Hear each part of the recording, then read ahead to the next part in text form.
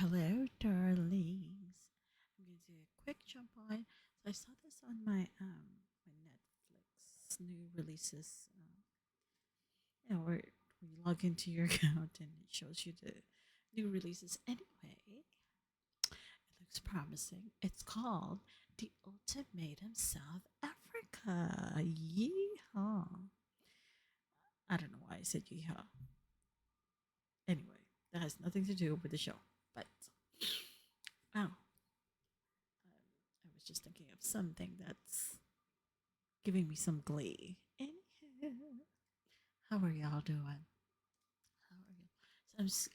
I'm actually excited about the show because the previous season, what was it? Netflix, The Ultimatum, Marry Me or Move On, something like that. But anyway, I just really didn't care. It was, it just, yeah. No. Anyway, so this is again the new drop on Netflix. It's called The Ultimatum South Africa Edition. And from the snippets I saw, wow, this journey is definitely going to be wild, like wild. And that's just from the snippets alone. So when I was watching that, I was like, you know what? Let's go do a deep dive and actually watch a few of the episodes that are available. So let's get right into it. When I first clicked the episode, I was like, oh, okay. It looks fire. Like it's giving all kinds of like dramatic twists and turns, and I am here for it. I mean, isn't this why we watch these reality shows though? For the dramatic content, of course. Duh. Sure. Secondary to the happy ever after, but really though, the series is all fire. So anyway, as described by Netflix, the show is a quote six-way partner swap sparking wild attractions and tearful betrayals. Participants choose whom to love and leave in this heart-pounding experiment. Unquote. So, okay, from the snippets, again, I already saw like people. I don't know if they're like broken up or will be breaking up or whatever it is, but the dramatics is just full on. And each of the couples have struggles, obviously, that they want to overcome. The factors are jealousy, trust issues, commitment, fears, affecting each of their relationships. And hopefully, at the end of the show, they'll be able to have more clarity on their relationships and have made a decision by that. Leave, stay, or be in the middle. Who knows? OMG, guys. Ugh, I forgot that I left my window open and now, like, all the pollen is coming in, or at least I just smelled like a sufficient amount of pollen. So now, hello. My nose is decided to close the gates. Um, so before we go into my recap, a really, really brief recap. I love that the African proverb was shared by Hausa Mosesi, the gentleman host married to Salamina Mosesi, and they have been married for 15 years. And she also shared with the cast that he had given her an ultimatum before they actually got married. So, I guess they're a really good fit, right? And anywho, the African proverb that Hausa Masasi had shared goes like this: love, like rain, does not choose the grass on which it falls. I'd heard that before many, many moons ago. And I just thought, hmm, there's just some proverbs or some expressions that you hear and it sits with you and you're like, I might never hear that again. And then bam, it's on the show. And again, that was like many moons ago. Jeez, when I was younger, because you know your auntie Sarcy is like 126 years old. So first, let's meet the couples who are about to be uncoupled. We have Fabi and Genesis.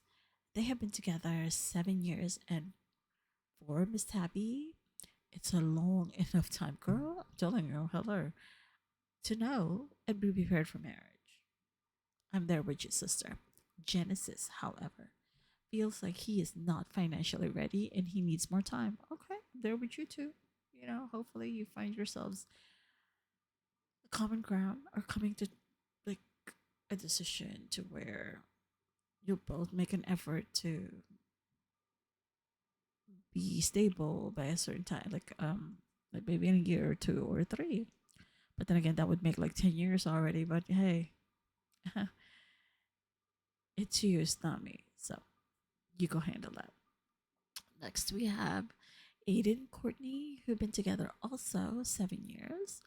And in this case, again, the lady issued the ultimatum as she has been feeling particularly vulnerable about the relationship. She reveals during the trailer that she's been questioning their feelings and whether it's really love or just lost. Oh, 7 years. Goodness gracious. You know, sometimes, you know what they say? If it's meant to be, it'll come back to you. So just let it go. I don't know. I don't know if I subscribe to the years or less than 2 years. I don't know. But definitely not like something 6 months or something. And speaking of, we have Sisakele and Lindile, who've only been together a mere 6 months, like 6 months. These two should still be in their honeymoon phase. Like, color. Lindile has already issued the ultimatum to his lady Sisakele. Like, somehow, though, it seems like, in the trailer at least, it seems like Sisakele has fully immersed himself in the process. And, or Lindile has fully immersed himself in the process and had even asked like Sisakele to refrain from calling him baby. Like what? Okay, sir. You are in full immersion mode. Okay. Mm, you do you. Next, we have Ruth and Isaac, who've been together 2 years, and while Ruth is ready to move forward in their relationship, Isaac is not ready. As we see in the trailer, Ruth has her doubts about Isaac, such as like, who does he really live with? Who are his family members? Because she hasn't met them. Where does he work? What does he actually do? Who are the people around? I mean, they're mostly long distance, but she can't call him. She has to just text. Um, with that note, is she able to send like I know a pigeon to send him like a message in the mail? Act- That's that's fairly odd. Okay. Um. So that again is very it's very sus for Ruth, and I understand. Isaac, for his part, is unsure of their future. Like, sir, mm, red flags all the way. Now we have Kanya and Nikiteko, who've been together for 1 year, and it was Kanya who actually issued the ultimatum. She is sure about what she wants, but Nakateko is unsure. For Kanya, though, loyalty, honesty, and consistency are what she expects from her partner. Okay. Next, we have Lebo and Nola, who've been together a year and a half, and at this time, it was Lebo who actually issued the ultimatum for Nola. She expresses that she needs to overcome her insecurities to move forward in their relationship. And for Lebo, he's been ready. Okay, well, now that that's out of the way, each of the cast cast members are now free to mingle with each other, banter a bit, get the feel for each other's vibes, and see which partner will actually choose will they choose to live with for 3 weeks to help them figure out if they really want to be with their like actual partners or choose to be with someone else or be alone. So, while everyone, the gents and the ladies, seemingly are open to speaking with the others, there is one in particular who stood out to me, and this is again episode one, right? Who seemed like a hella bored. Like a bored. Kanya. During the speed dating, she could not even mask her disdain for the men who were trying to get to know her. Her flat, I'm an entrepreneur tone. It was just that condescending voice that was making me want to ask, like, why in the world are you here with your partner? Like, what is the point of joining when you're so unflinching in your disregard for the concept of the show? It's mind boggling. She's definitely irritating me. Like, hello, sister. Mm. But her boyfriend seems to be quite taken by her, except Kanya thinks he's got the gift of gab. She says he always know how to say the right things or when to say the right things. She feels that since he's the one who brought up getting married, she shouldn't have to be made to wait another year or however long they've been waiting or she's been waiting. But then again, they have only been going out for a year. So, girl, have you been waiting over like a year with somebody else? I'm just saying. It's, I don't know if that's enough time for Nikotenko, but to be sure he wants to be tied down to Kanye is sounds like a tall order for me.